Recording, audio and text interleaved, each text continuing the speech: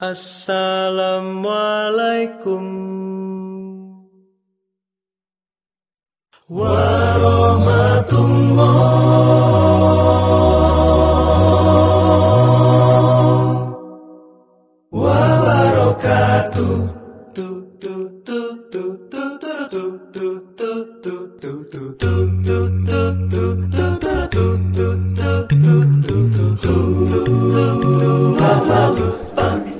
Bapak Rudi Yohanes untuk menyampaikan paparannya, waktunya 15 menit. Silakan. Terima kasih. Kesempatan ini diberi Pak Moko Ginda sama saya, bebas memilih dari mana saja. Yang menjadi pertanyaan saya, jika saya jawab ada nggak uangnya di meja di sana? Kalau bercanda-canda kan gitu kan. Oh iya, saya jawab dulu. Oke, sekarang saya mulai. Ini pertanyaan yang paling menggelitik dan sering saya katakan di internet. Jika pada saat saya bertanya ada satu hafiz bisa menjawab pertanyaan saya di ayat mana ayat ini kalimat saya tertulis, kan hafiz itu penghafal Quran, detik di mana dia bisa menjawab saya jadi muslim. Nah, orang tahu tuh. Baik, saya bahas mulai dari sekarang. Buktikan siapa hafal Alkitab walau satu surat saja di luar kepala. Bapak harus berterima kasih kepada orang yang membuat Alkitab online ini, Pak. Lebih cepat dari manusia. Untuk apa kita lagi? Ini udah lebih cepat. Bisa kita buktikan. Apapun pertanyaan Bapak, tinggal saya ketikkan cicit langsung muncul. Sebentar Pak, saya pikir Bapak belum akan menjawab. Ya, Saya minta Bapak menyampaikan paparan Bapak kurang lebih 15 menit. Ya. Habis itu nanti kita baru akan tanya apa. Bapak akan kita berikan waktu untuk memberikan jawaban-jawaban, dan begitu juga kepada Bapak Insan. Waktu yang pertama ini teman-teman Bapak menyampaikan paparannya untuk membekali semua kami ini dalam mengikuti dialog yang kita lakukan ini. Terima kasih. Terima kasih. Oke.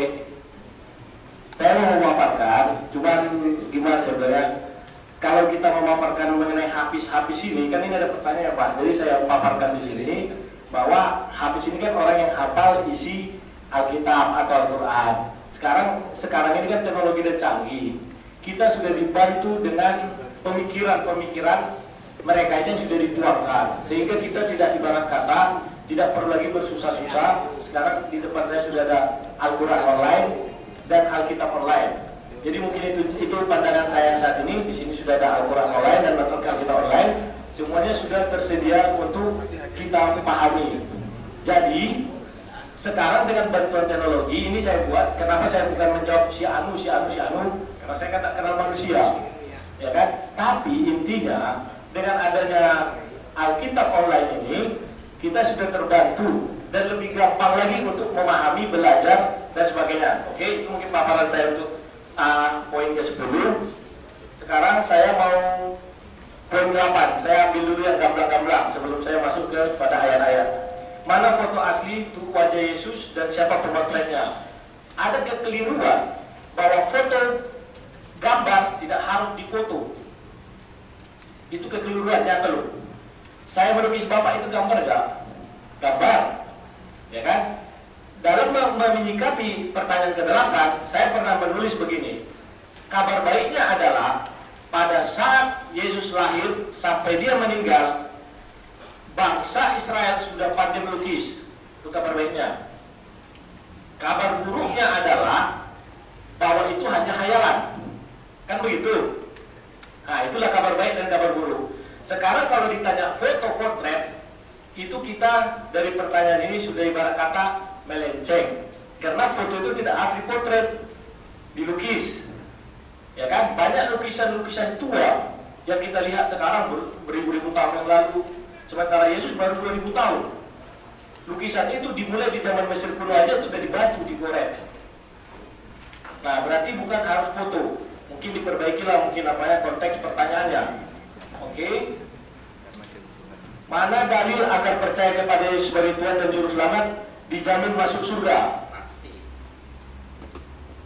Oke. Untuk jalan menuju surga, sebentar, saya ini aja. Ada yang sudah saya buat dulu aja biar gampang. Mana ajaran Yesus ketika berumur 12 tahun sampai 30 tahun? Bentar ya.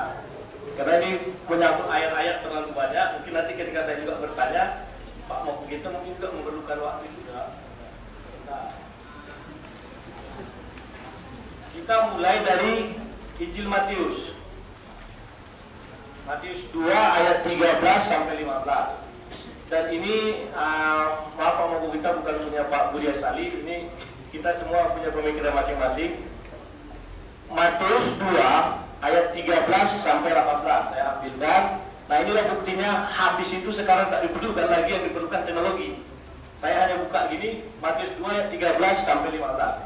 Matius 2 ayat 13 sampai 15. Nah, menyingkir ke Mesir. Ini pertama kali Yesus ketika lahir, dia kan sudah mau dipenggal itu. Dia menyingkir ke Mesir, dan setelah raja itu mati, Yusuf membawa lagi kembali. Tapi sebelum sampai juga ada pengganti daripada Kaisar Herodes, itu juga melakukan kebijakan yang sama, sehingga mereka menyingkir ke Nazaret. Itu untuk yang pertama. Nah, ketika Yesus mulai besar, ini sebentar. Saya kalau mau lihat sini kemarin saya ngambil tarik ke belakang, baru untuk maju ke depan. Nah ini Lukas 2 ayat 41 sampai 52. Lukas, sebentar Pak ya. Karena ini memang apalah banyak ayat-ayatnya, jadi kita memang waktunya masih mepet kali. Jadi seperti berlari aja.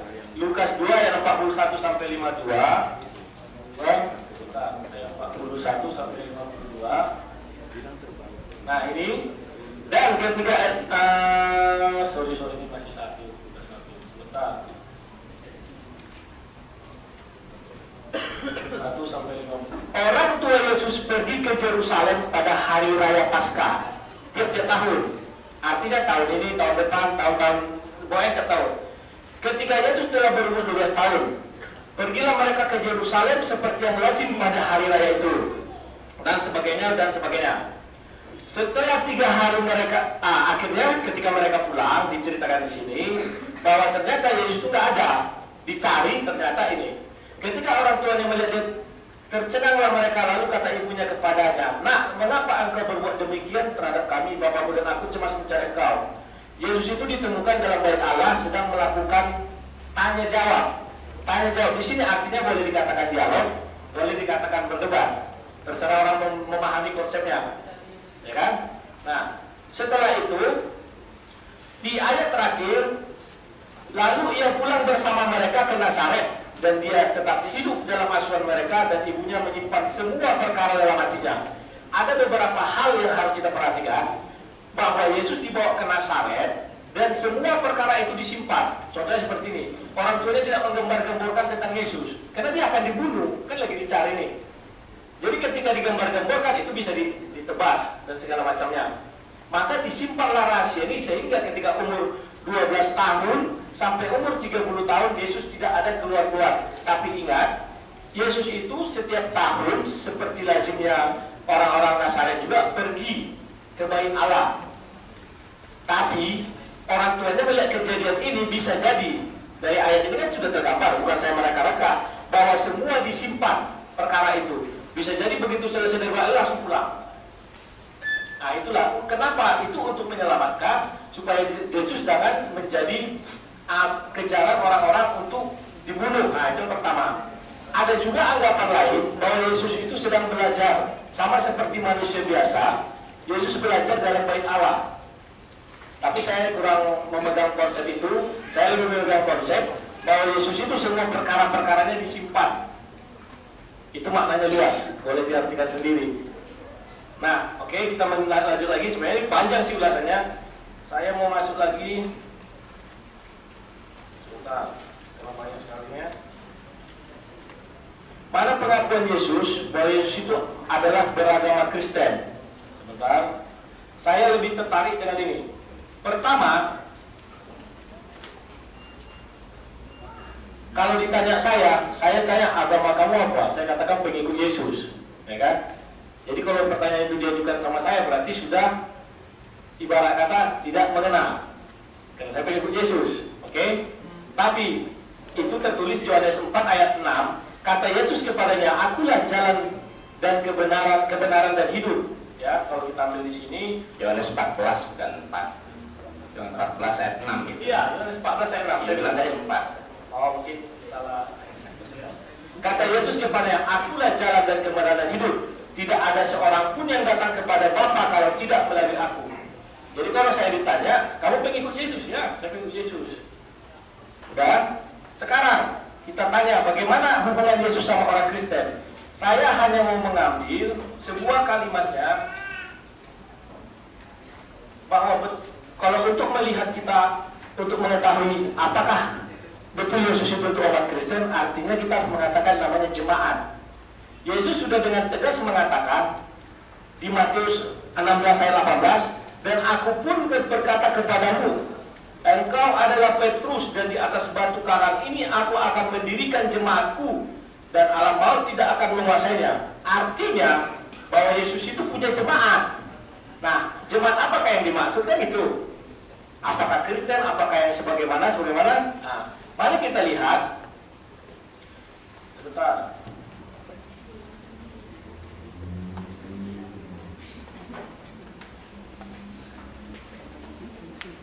Matius 1 ayat 16. Wah, ini jadi buru-buru juga ini. Bentar ya. Lebih enak tadi bertanyakan satu-satu, jadi asik ya. Seperti waktu Bapak dari Matius itu, Pak. Nah, itu bagus sekali. Bentar ya. Matius 1 ayat 16. Nih.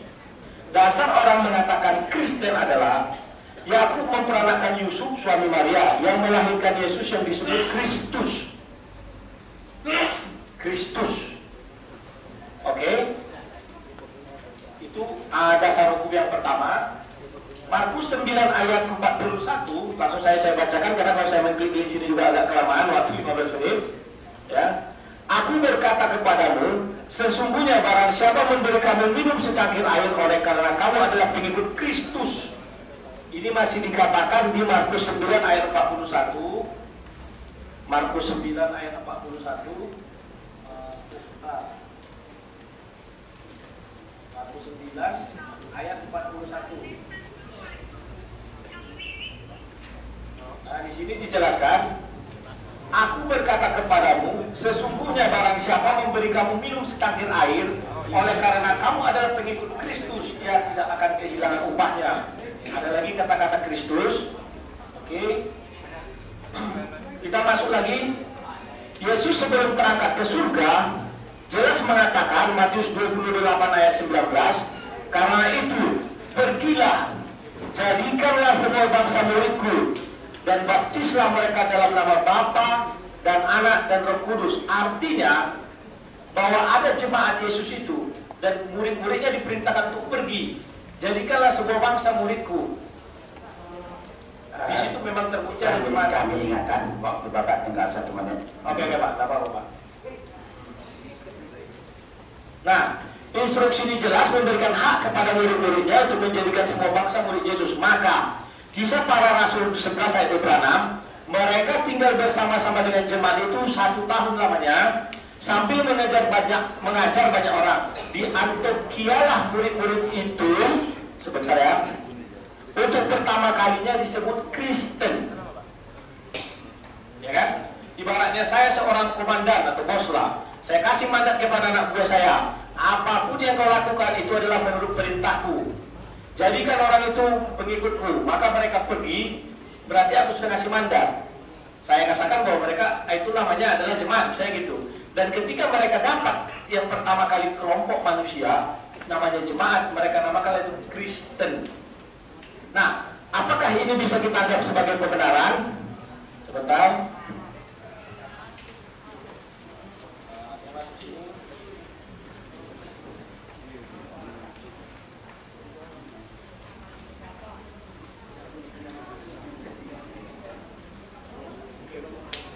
Langsung 10 pertanyaan dalam waktu 15 menit. Apa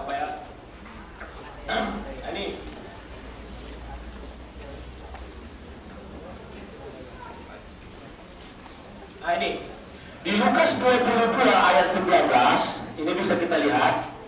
Lalu ia mengambil roti, mengucap syukur, memecah-mecahnya dan memberikannya kepada mereka. Katanya, inilah tubuhku yang diserahkan bagi kamu. Perbuatlah ini menjadi peringatan akan aku.